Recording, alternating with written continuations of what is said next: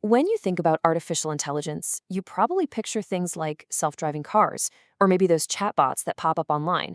But one of its biggest impacts is happening kind of quietly behind the counter at a place we all count on, the pharmacy.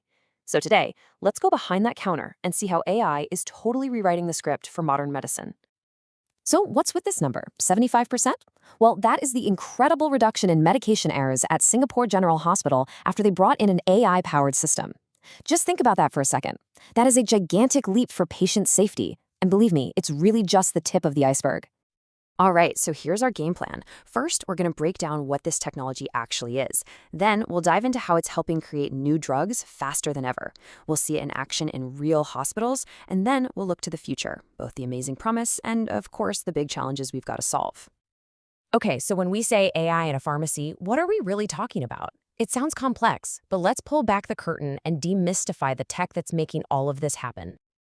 At its heart, artificial intelligence is really the big overarching idea, building computer systems that can do things we normally think of as, well, human. Things like spotting patterns in patient data or predicting how a new drug might behave in the body. So, if AI is the destination, think of machine learning, or ML, as the powerful engine that's getting us there. See, instead of programming a computer with a bunch of strict if-then rules, an ML system actually learns on its own by chewing through mountains of data. And that ability to learn and predict is what's fueling this whole revolution. Now, let's see how this incredible technology is being applied to one of the most difficult, expensive, and time-consuming jobs in all of medicine, creating brand new drugs. I mean, traditionally, this can take a decade, cost billions of dollars. AI is flipping that entire script. And what's so wild is that AI isn't just tweaking one little piece of the puzzle. Nope. It is speeding up every single step of the way, from figuring out the right part of a disease to attack, to finding molecules that could actually work, and then getting them ready for human trials. And hey, this isn't science fiction. This is happening right now. Companies like Atomwise are using AI to sift through millions of potential drug candidates in a tiny fraction of the time it would take a human in a lab. And then you have Insilico Medicine, which is going even further. They're using AI to literally dream up entirely new molecules from scratch. Okay, so that's the future of creating medicine. It's super exciting. But what about today? What's happening on the ground? Let's look at how AI is already putting up real numbers and delivering measurable results in pharmacies and hospitals as we speak. Remember that amazing 75% error reduction we started with? Let's go back to Singapore General Hospital, because that number was just the beginning of the story. So beyond that massive jump in safety, the system also made filling prescriptions faster and boosted the pharmacy staff's productivity by an incredible 45%. And what that really means is it frees up brilliant, highly trained pharmacists from doing tedious, manual tasks so they can focus on what really matters, taking care of patients. And of course, that kind of efficiency has a real dollar value. By cutting down on waste and just making the whole workflow smarter, the hospital saved about 1.5 million Australian dollars every single year. I mean, this is it. This is the dream. Better care that also costs less. But this impact isn't just locked away in big hospitals. Let's head over to a place like Walgreens, a major community pharmacy. They're using AI in a really interesting way. Not for filling bottles, but for talking to patients. And the results are, honestly, just incredible. A 40% improvement in what's called medication adherence. That's just people actually taking their medicine like they're supposed to. A 55% drop in people forgetting their refills. And on top of all that, a huge 62% jump in patient satisfaction.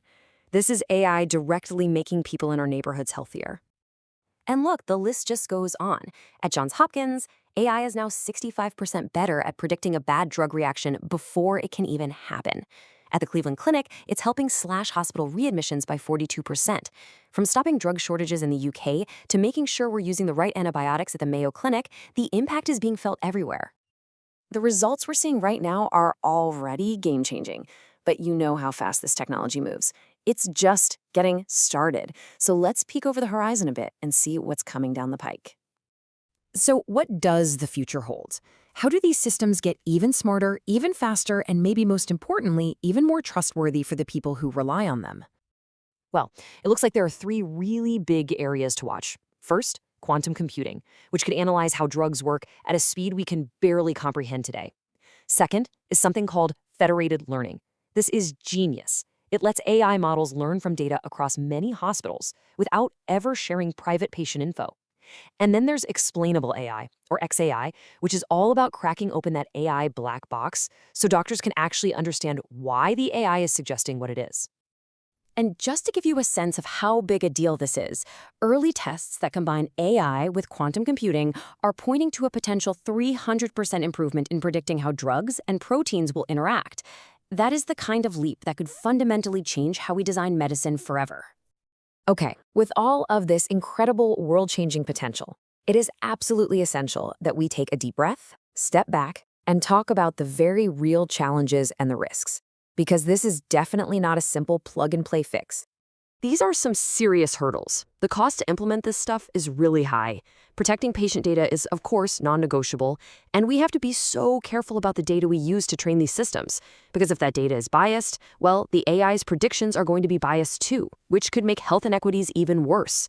And on top of all that, the rulebook, the regulations, are really struggling to keep pace. And then, of course, there's the big question about jobs. And yeah, some tasks are going to be automated. One estimate projects 85 million jobs could be displaced worldwide by 2025.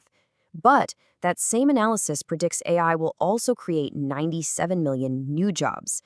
So what's clear is that this is a massive shift, and it's going to demand new skills and new types of training for everyone in healthcare.